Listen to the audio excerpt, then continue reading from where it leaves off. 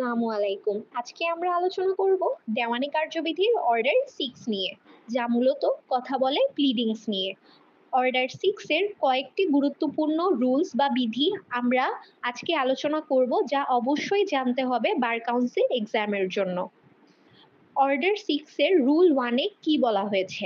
Order 6 এর rule 1 এ বলা হয়েছে প্লিডিং কি। প্লিডিং বলতে বোঝায় মূলত মামলার পক্ষদ্বয়ের আদালতে দেওয়া লিখিত বক্তব্য। এটি দুই ধরনের হতে পারে, যেমন plant are written statement. Plant বা আরজি মূলত এমন ডকুমেন্ট যেখানে বাদী তার দাবি তুলে ধরে। বাদীর দাবি যেই ডকুমেন্টে তুলে ধরা হয় বা উপস্থাপন করা হয় তাকেই বলা হয় প্লেন্ট বা আরজি। অন্যদিকে লিখিত জবাব বা রিটেন স্টেটমেন্ট বলতে বোঝায় এমন ডকুমেন্ট যেখানে বিবাদীর জবাব ও বিবাদীর প্রতিরক্ষা তুলে ধরা হয়েছে। তাহলে প্লিডিংস বলতে বোঝায় plant and written statement both. Rule 2 তে কি বলা হয়েছে? রুল 2 তে বলা হয়েছে প্লিডিং এ শুধুমাত্র মৌলিক তথ্য থাকবে, কোনো ধরনের প্রমাণ নয়। প্লিডিং এ শুধু ম্যাটেরিয়াল ফ্যাক্টস বা মূল তথ্য থাকবে, যেগুলো মামলার ভিত্তি গঠন করে। প্রমাণ বা এভিডেন্স সেখানে লেখা যাবে না, সেগুলো মামলার পরবর্তী পর্যায়ে উপস্থাপন করতে হবে। আপনার দাবি বা ডিফেন্স হতে হবে ক্লিয়ার, এবং আপনার দাবি বা ডিফেন্স আপনাকে অবশ্যই নাম্বার ওয়াইজ বা প্যারা ওয়াইজ তুলে ধরতে হবে। যদি প্লিডিং এ কোনো ধরনের অর্থের কথা উল্লেখ করা হয়, অর্থ বা টাকার কথা উল্লেখ করা হয়, তখন কিন্তু তা সংখ্যায় ও শব্দে লিখতে হবে। এটি বলা হচ্ছে মূলত রুল 2 তে। রুল 2 আসলে প্লিডিংস এর কিছু মূলনীতি নিয়ে কথা বলে। এরপর রুল 14 তে কি বলা হয়েছে? রুল 14 তে বলা হয়েছে প্লিডিং এর স্বাক্ষর। প্লিডিং এর মধ্যে অবশ্যই মামলার পক্ষ ও তার আইনজীবী স্বাক্ষর করবে।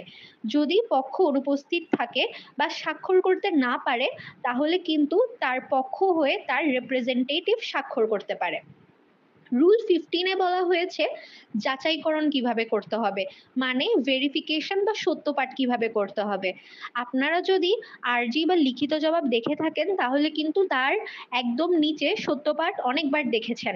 প্রতিটি প্লিডিং এর নিচে যাচাইকরণ থাকতে হয়।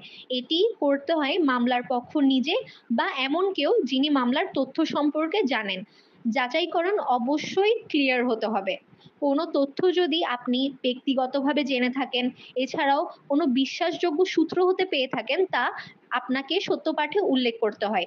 সত্যপাঠে স্বাক্ষর, তারিখ এবং স্থান অবশ্যই উল্লেখ করতে হবে।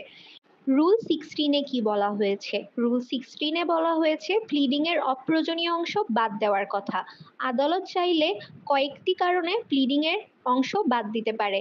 যদি কোনো তথ্য অপ্রয়োজনীয় হয়, মানে আননেসেসারি হয়, এছাড়াও কুরুচিপূর্ণ হয়, তুচ্ছ বা হয়রানিমূলক হয়, তখন কোর্ট চাইলে তা বাদ দিতে পারে।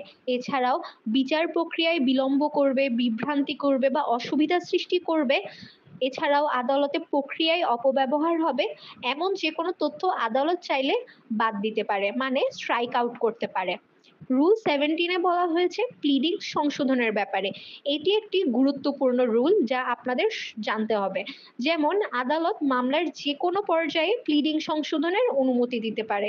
আসলে প্লিডিং সংশোধনের অনুমতি কোর্ট তখনই দেয় যখন কোর্ট দেখে যথার্থ কারণ রয়েছে এবং মামলার পক্ষদ্বয়ের মধ্যে প্রকৃত বিরোধ নিষ্পত্তি করার জন্য প্লিডিং সংশোধন দরকার। শুনানি শুরু হওয়ার পর সাধারণত প্লিডিং সংশোধনের অনুমতি দেওয়া হয় না। তবে যদি আদালতের মনে হয় পক্ষদ্বয় অনেক চেষ্টা করার পরও আগে বিষয়টি তুলে ধরতে পারেনি, তাহলে সংশোধনের অনুমতি দেওয়া যায়। রুল 18 এ বলে দেওয়া হয়েছে সময় মতো সংশোধন না করলে কি হয়। যদি কোনো পক্ষ সংশোধনের অনুমতি পায় কিন্তু নির্ধারিত সময়ের মধ্যে সংশোধন না করে, তাহলে সেই সংশোধনের অধিকার হারায়। ধরেন কোনো পক্ষকে সংশোধনের অনুমতি দেওয়া হয়েছে, কিন্তু সে নির্ধারিত সময়সীমার মধ্যে সংশোধন করতে পারলো না, তাহলে কিন্তু সেই সংশোধনের অধিকার হারাচ্ছে। যদি আদালত আপনাকে সংশোধনের কোনো সময় না দেয়, তাহলে আপনাকে ধরে নিতে হবে 14 দিনের সময়সীমা, তা রুল 18 এ বলা হয়েছে।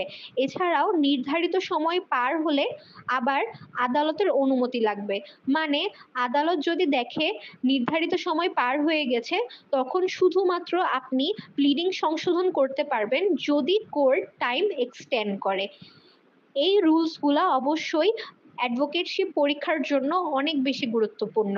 আমি আশা করি আমি আপনাদের কাছে অনেক সহজভাবে বিষয়গুলো তুলে ধরতে পেরেছি। আপনাদের যদি অন্য কোনো বিষয় নিয়ে কোনো কোয়েশ্চেন থেকে থাকে বা আপনারা অন্য কোনো টপিক নিয়ে ভিডিও চান, অবশ্যই কমেন্ট করে আমাদের জানাবেন।